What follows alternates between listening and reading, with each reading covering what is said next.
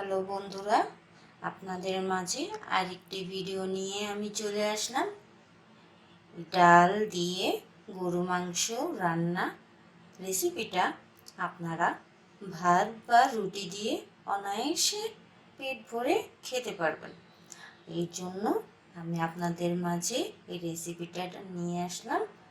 তো রেসিপিটা কিভাবে করলাম আপনাদের মাঝে এখনই প্রস্তুত করে দেখাচ্ছি। চলুন। আসসালামু আলাইকুম বন্ধুরা, কেমন আছেন সবাই? আশা করি সবাই ভালো আছেন। আমিও আলহামদুলিল্লাহ ভালো আছি। আজকে আপনাদের মাঝে নতুন একটি রেসিপি নিয়ে হাজির হলাম। আজকে রেসিপিটির নাম হলো বুটের ডাল দিয়ে গরু মাংস রান্না। তো বুটের ডাল দিয়ে গরু মাংসটা আমি কিভাবে রান্না করতেছি আপনাদের কাছে আমি শেয়ার করব। চলুন রেসিপিতে চলে যাই। প্রথমেই একটা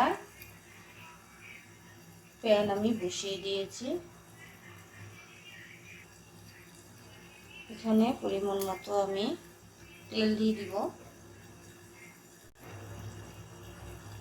দিব পরিমাণ মতো পেঁয়াজ। এর মধ্যে আমি দিয়ে দিচ্ছি দারচিনি, এলাচ আর তেজপাতা। দিয়ে আমি ভালো করে একটু ভেজে নেব।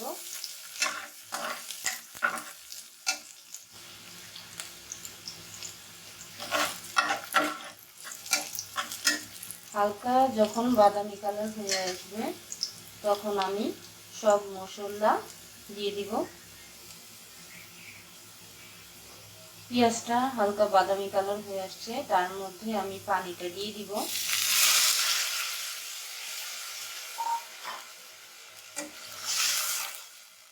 পানিটা আমি দিয়ে দিলাম কারণ পেঁয়াজটা পুড়ে গেলে খেতে স্বাদ লাগবে না। এখন আমি দিয়ে দিব আদা রসুন পেস্ট,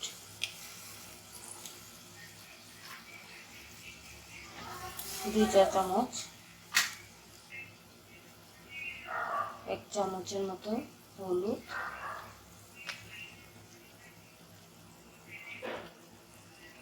মরিচ গুঁড়া 1 চামচ, জিরার গুঁড়া আধা চা চামচ, ধনের গুঁড়া আধা চা চামচ, লবণ স্বাদ মতো। লবণটা দিতে স্কিপ হয়ে গেছে।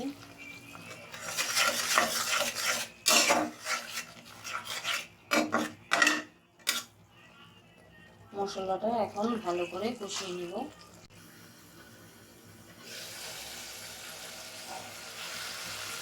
মশলাটা ঠিক মতো কষানো হয়ে গেছে, এখন ভালো করে নেড়ে দিব।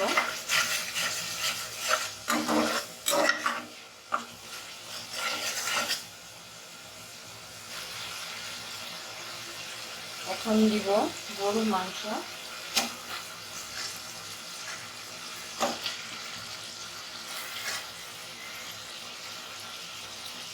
গরুর মাংসগুলো দিয়ে নাড়াতে দিব।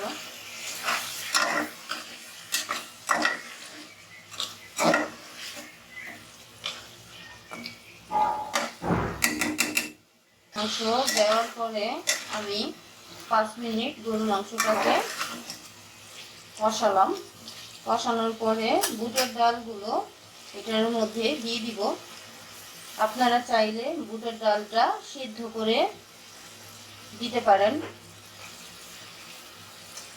10 মিনিট আগে যদি আপনারা সিদ্ধ ডালটা মাংসের মধ্যে দিয়ে দেন তাহলে মাংস রান্নাটা সেই টেস্টি হবে। আর এইভাবে দেওয়া হয় মাংসের সাথে, এটাও টেস্ট হয় অনেক।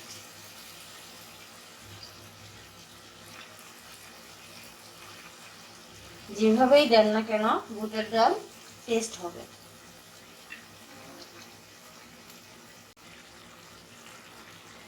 এখন ভালো করে বুটের ডাল আর মাংসের সাথে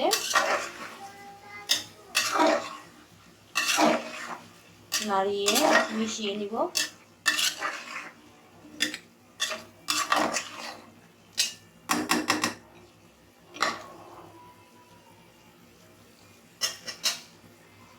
কষানো পর্যন্ত অপেক্ষা করব,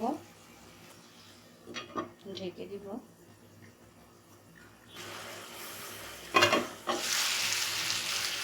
এখানে 10 মিনিট কষিয়ে নিয়েছি মাংস আর ডালটা।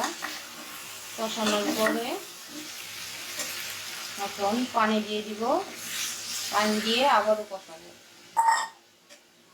যেহেতু বুটের ডাল আর গরুর মাংস হতে একটু লেট হয়, এই জন্য একসাথেই বুটের ডাল আর গরুর মাংসটা দিয়ে আমরা ভালো করে কষিয়ে নেব।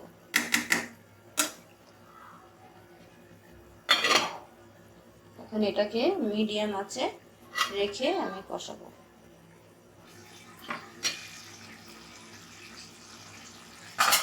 মাংস আর ডালটা প্রায় কষানো হয়ে গেছে,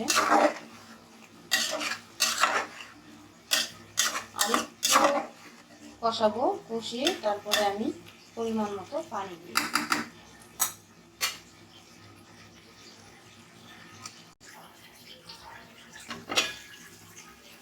কষানো হয়ে গেছে,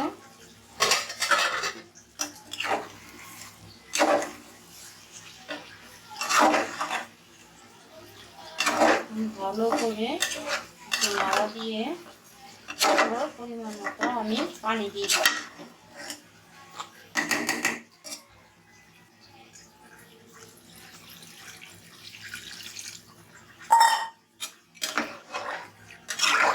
পানি দিয়ে দিব যতটুকু আমাদের ডাল আর মাংস গলতে লাগবে, ততটুকু পরিমাণ আমি পানি দিয়ে দিব।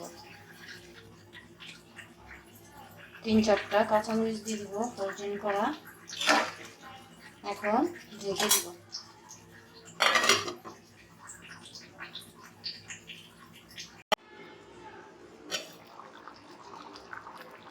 এখানে বুটের ডাল দিয়ে গরু মাংস রান্না হয়ে গেছে। আমি একটু ঝোলঝোলই রাখবো, কারণ বুটের ডালে আবার ঝোলটা একটু টানে। তো এখন আমি নামানোর আগে একটু জিরার গুঁড়া দিয়ে তারপরে নামিয়ে ফেলবো 1 মিনিট পরে। এখন সামান্য একটু জিরার গুঁড়া দিয়ে দিব।